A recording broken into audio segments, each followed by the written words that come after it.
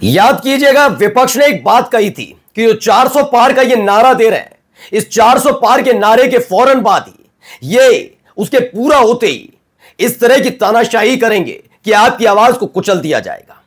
लेकिन सोचिए, देश की जनता इतनी जागरूक हुई कि इनको 240 सीटों पर लाए और अब हालत यह हो गई है कि हांफने लगे हैं। शुरुआत तो कुछ ऐसे ही करते हैं जैसे विपक्ष को कुचल कर रख दिया जाएगा, उनकी आवाज को कुचल कर रख दिया जाएगा। राहुल गांधी को एक नहीं, दो नहीं, कई राज्यों के चुनाव आयोग की तरफ से नोटिस जारी कर दिया गया था जिससे उनकी घिग्गी बन जाए और वो चुप होकर बैठ जाए।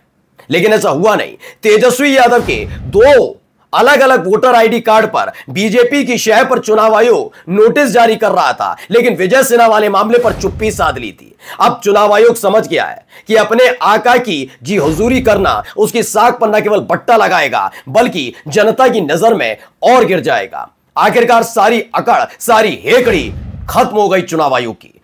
चुनाव आयोग को कांग्रेस के सामने झुकना पड़ा है और जो कहा उन्होंने, आज आपको दिखाने जा रहा हूं उस वक्त की बड़ी खबर यही बड़ी नहीं है। चुनाव आयोग की बदौलत एक बहुत बड़ा काम हुआ है। जानते हैं क्या? मोदी और योगी एक साथ रहने लगे। जी हां, बहुत बड़ी खबर यह भी आपको दिखाऊंगा और बिहार से जुड़ी हुई ये चुनावों और वोटों वाला खेला है वो भी देखिएगा। नमस्कार, मैं हूं प्राज्वल गौतम और आप देख रहे हैं the live TV. The live TV, सच सबसे आगे। चुनाव का खेला तो आप समझ ही रहे हैं, देश में क्या चल रहा है। एसआईआर जबरदस्ती थोपी गई ऐसे वक्त में जब चुनाव को 3 से 4 महीने रह जाएं, जिससे कोई पोथी पत्रा लाने की जहमत ना उठा पाए और उसके बाद वोट कटेंगे, ये होगा वो होगा और आसानी से अपने आका की राह पूरी होगी। लेकिन ये होगा इतना आसान नहीं। राहुल गांधी ने हाल ही में जो किया उसका असर देखने को मिला। चुनाव आयोग बेचैन है, वो सरकारी खर्रा दिखा दिखा कर डरा और धमका रहा है, लेकिन डर और जो धमकाया जा रहा था उसके आगे नहीं झुके राहुल गांधी। और आखिरकार क्या हुआ दिखाता हूं। देखिए, ये एक सफेद खर्रा और आता है। Shri Jairam Ramesh, member of parliament Rajya Sabha, ये request for an appointment on behalf of certain political parties regarding, ये पूरा का पूरा इनको भेजा गया है। किसने भेजा है? अश्विनी कुमार मोहाल हैं, ये सेक्रेटरी हैं। ये किस चीज के हैं? भारतीय निर्वाचन आयोग सचिवालय से इनको भेजा गया कि जो जयराम रमेश जी हैं ना, आप लोग मांग रहे थे समय, अभी तक समय नहीं दे रहा था चुनाव आयोग, वक्त नहीं था ना, बहुत बिजी रहता है वो। पुराने वाले तो फर्जी किस्म की और सड़ी से सड़ी और घटिया से घटिया शायरी बनाने के लिए रात भर लगे रहते थे। लोकतंत्र से लेना देना नहीं था।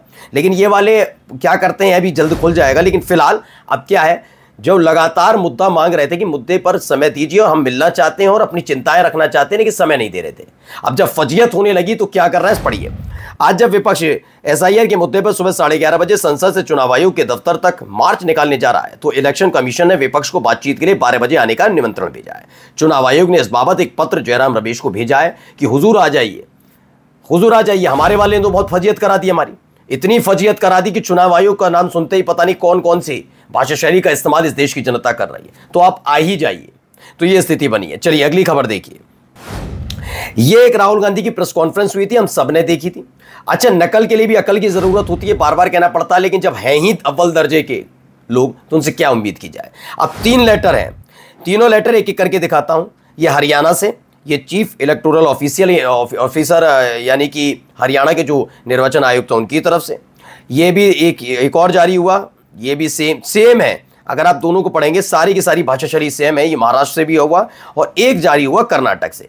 तो 3 अलग अलग चुनाव आयुक्त की तरफ से लेटर राहुल गांधी के लिए, एक तरीके से नोटिस समझ लीजिए, नोटिस जारी किया गया कि आपने जो आरोप लगाए हैं उस लिहाज पर ये उस शर्म अब भी नहीं आ रही है चुनाव आयोग को कि जो बात है सच उसे मान लिया जाए। सोचिए, आज तक जैसा चैनल एक खबर चलाकर भाग गया, फिर उसे अंग्रेजी न्यूज चैनल पर, अपने इंडिया टुडे पर सच दिखाना पड़ा कि बीजेपी नेता के घर पर कितने लोगों का पता दिखाकर फर्जी वोट तैयार किए गए। ये तमाम चीजें निकल कर आ रही हैं, तब भी चुनाव आयोग को शर्म नहीं, नोटिस का सरकारी खर्रा दिखाकर डराया धमकाया जा रहा है। अब देखिए, बिल्कुल सही बात। एक प्रेस कॉन्फ्रेंस, कर्नाटक, हरियाणा, महाराष्ट्र चुनाव आयोग का एक ही दिन में राहुल गांधी को एक ही भाषा में 3 नोटिस जारी। एटम बम के रुझान आने शुरू हो गए। गांव, शहर, घर और चौराहों पर खुलासे की जबरदस्त चर्चाएं हो रही हैं। अच्छा, ये लोगों तक बात ना पहुंचाई जाए तो एक तो अपने दिहाड़ी मजदूर बिठा दिए हैं, ठीक है, बीजेपी अपना सपोर्ट कर रही है, दिहाड़ी मजदूर बिठा रखे हैं कि लोगों तक पहुंचाई जाए। और गोदी मीडिया भी एक काम कर रही है। कैसे? तो देखिए, एक खबर निकल कर आई, इन्होंने एक बात बताई है, जरा समझिए। दीपक खत्री ने लिखा, जैसे ही राहुल गांधी ने वोट चोरी पर प्रेस कॉन्फ्रेंस शुरू की, गोदी मीडिया ने खेल शुरू कर दिया। राहुल जी जब अंग्रेजी में बोल रहे थे तो हिंदी चैनल दिखा रहे थे। पर जैसे ही हिंदी में बोले प्रेस कॉन्फ्रेंस बंद। पर राहुल गांधी की आंधी को कोई रोक नहीं पाया, वीडियो वायरल हुआ, चुनाव आयोग और नरेंद्र मोदी की पोल खुल गई। दरअसल हुआ यह कि अंग्रेजी, आप सब जानते हैं कि अंग्रेजी भाषी कितने लोग हैं, तो ऐसे में क्या किया गया, ऐसे में किया गया कि जब तक वो इंग्लिश में बोले, अंग्रेजी में बोले, जिससे स्पष्ट बात है कि सारी बातें समझना, देखिए एक होता है समझना, केवल इंग्लिश समझ लेना, और एक अंग्रेजी में पूरी बातें, वो भी इतनी टेक्निकल बातें हो, चुनाव से रिलेटेड बातें हो, उसे टेक्निकली समझना ये थोड़ा मुश्किल हो जाता है। इसलिए हिंदी में हम अपनी भाषा में अच्छी तरह समझ सकते हैं। तो जब तक वो अंग्रेजी में समझे तो उन्होंने लगा कि मेट्रो शहरों को अगर छोड़ दिया तो गांव, शहर, कस्बे, इनमें लोग नहीं समझ पाएंगे और आसानी से हमारी जिम्मेदारी हो जाएगी, हम कह देंगे नहीं हम गोदी मीडिया नहीं है, हमने तो दिखाया था राहुल गांधी को। लेकिन हिंदी भाषा पर आते ही राहुल गांधी के बयान को काट दिया, प्रेस कॉन्फ्रेंस काट दी, जिससे लोगों तक बातें ना जाए। लेकिन मैंने कहा ना, जब से सोशल मीडिया चला है तब से इसीलिए बेचैन और घबराए हुए हैं। अब आइए, एक खबर निकली है, इस खबर को जरा देखिए। बिहार चुनाव से पहले वोटर लिस्ट रिवीजन पर उठ रहे सवालों के बीच एमपी में भी वोटर लिस्ट में गड़बड़ी सामने आई है। भास्कर ने जमीनी हकीकत देखी तो चौंकाने वाले खुलासे हुए। बरेला गांव में ये मकान नंबर 10 है। इसमें ये जो 4 कमरे का घर है, इसमें अशरफ अली का परिवार रहता है, जबकि वोटर लिस्ट में इसमें 19 लोगों के नाम दर्ज हैं। इस घर में राजेश मोदी, मुकेश योगी, अफसर अली, सकीना और सीता विश्वकर्मा सहित, अब सोचिए, मोदी योगी सब रहते हैं इसमें। बताया गया मोदी योगी, अशरफ, सकीना सब एक ही मकान में मध्य प्रदेश में भी पकड़ा गया फर्जीवाड़ा। 4 कमरों का कच्चा मकान है, 2 परिवार रहता है। अब इस पर नोटिस जारी होना चाहिए, नहीं होना चाहिए? चुनाव आयुक्त को क्या उनको देशद्रोह के आरोप में जेल नहीं जाना चाहिए? क्योंकि लोकतंत्र, सबसे बड़ा लोकतांत्रिक देश जो होता है, उस देश में चुनाव आयोग की अपनी गंभीर भूमिका होती है। अब आप कहेंगे देशद्रोह क्यों कह रहा हूं? क्योंकि इनको इसी काम के लिए हर महीने पगार मिलती है, लेकिन आप पगार लेकर भी अपना काम ढंग से नहीं कर पा रहे और देश को नुकसान हो रहा है। ये देश का नुकसान है, लोकतंत्र का नुकसान मतलब देश का नुकसान। तो आपके खिलाफ क्या कार्रवाई होनी चाहिए? लेकिन कार्रवाई तेजस्वी यादव, कार्रवाई राहुल गांधी, इनके खिलाफ होगी। अब देखिए क्या कह रही हैं, इनको भी जरा सुनिए। ये आरजेडी की प्रवक्ता है। दूसरा सवाल उम्र का है, जिसपे पलट गए, पूरी तरह से कुछ नहीं मेंशन किया, चुपचाप निकल लिए। मैं बता रही 57 साल और 60 साल का नहीं दिख रहा है। एक, क्योंकि एक एपिक कार्ड में 57, एक में 60, लेकिन असली उम्र पता है उनकी कितनी है?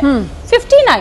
2020 में जो एफिडेविट भरे हैं उसके हिसाब से तो उनका उम्र उस समय में था 54। 5 साल जोड़ लेते हैं, हो गया 59। तो ये अब तो कहीं भी सही उम्र नहीं दिखा है। कौन सा? ये बात सही है कि तेजस्वी यादव को जब इन्होंने नोटिस भेजा था चुनाव आयोग ने, क्योंकि उनकी छिछलेतर हुई थी, उसके फौरन बाद ही जब चीजें निकल कर आई, तो अब ये विजय सिन्हा का निकल कर आया। ये बिहार के उप मुख्यमंत्री हैं, बीजेपी के नेता हैं, तब से चुनाव आयोग सन्न पड़ा हुआ है, सांसें फूली हुई है, क्योंकि जो आरोप तेजस्वी यादव पर थे उससे गंभीर आरोप इन पर लगे हैं। दरअसल तेजस्वी यादव पर आरोप ये लगाया गया था कि उन पर 2 वोटर आईडी कार्ड है, लेकिन विजय सिन्हा के अगर माना जाए तो उन पर 3 से 4 बड़े आरोप हैं। पहले 2 voter ID card Vijay Sinha पर कहां से आए?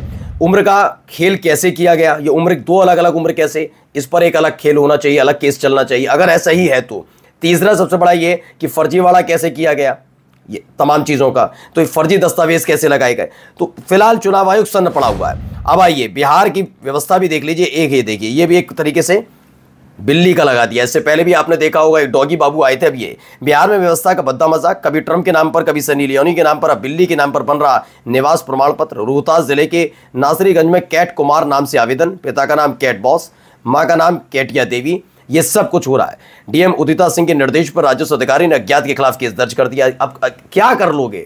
उस समय आपको करना चाहिए, सक्रियता इस काम की है नहीं है, जो चल रहा है चलने दो। अब आइए यहां देखिए, तेजस्वी यादव ने भी आरोप लगाए। क्या क्या? बिहार में 3 लाख घरों के हाउस नंबर 00000 अथवा 000/0000 है। बात बताइए, मजाक है क्या? मतलब 3 लाख ऐसे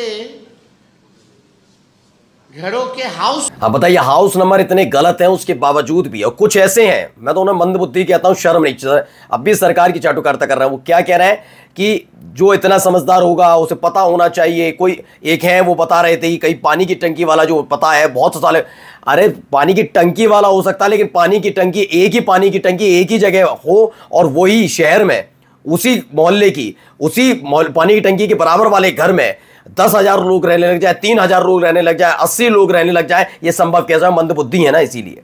खैर, उन्हें मिलता है इसी बात का रोकड़ा है। अब आइए इनको सुनिए। आलोक जी, अजय आलोक कह रहे हैं कि ये फ्रॉड कर रहे हैं राहुल गांधी। देखिए, फ्रॉड लोगों को, हेरा फेरी करने वालों को सब वैसे ही दिखते हैं। मोदी जी को सब अपने जैसे ही दिखते हैं, क्योंकि वो लाल किले की प्राचीर से संसद तक झूठ बोलते हैं। तो उनको सब झूठे नहीं, वो ये कह रहे हैं अगर आपको भरोसा है तो आप डिक्लेरेशन ओथ साइन क्यों नहीं कर देते, एफिडेविट साइन कर दीजिए। एफिडेविट साइन भी करेंगे और सब कुछ होगा। डाटा क्यों नहीं दे रहे, वो सवाल नहीं पूछना चाहती बीजेपी। बीजेपी इलेक्शन कमीशन को क्यों प्रोटेक्ट करना चाहती है? मतलब अडानी पे सवाल पूछो तो बीजेपी एकदम फ्रंट में आके खड़ी हो जाएगी, इलेक्शन कमीशन पे पूछो तो बीजेपी आके फ्रंट में खड़ी हो जाएगी। अरे भाई, चंडीगढ़ मॉडल तो याद होगा ना मानक जी आपको, क्या हुआ उसमें? बिल्कुल, चंडीगढ़ मॉडल हर किसी को याद है, और तब से बीजेपी और घबराई हुई है। चलिए अगली खबर बस लास्ट जाते जाते दिखा रहा हूं। देखिए कांग्रेस का देख लीजिए, 8.4 मिलियन 8.3 मिलियन फॉलोवर, और सोचिए ये हालात क्या हुए हैं इनके, बीजेपी और इनमें यही फर्क है, क्योंकि अब जनता का भरोसा इनसे उठता जा रहा है। कांग्रेस ने इंस्टाग्राम पर बीजेपी को पछाड़, बन गई देश की सबसे बड़ी राजनीतिक पार्टी। राहुल गांधी की वोट चोरी मुहिम का सोशल मीडिया पर सुनामी असर, और अब तो अपने लोग कह रहे हैं। कितना बेगैरत लोग हैं ये, शर्म नहीं आती, लोकतंत्र को नुकसान पहुंचाते हैं। नमस्कार। द लाइव टीवी, सच सबसे आगे।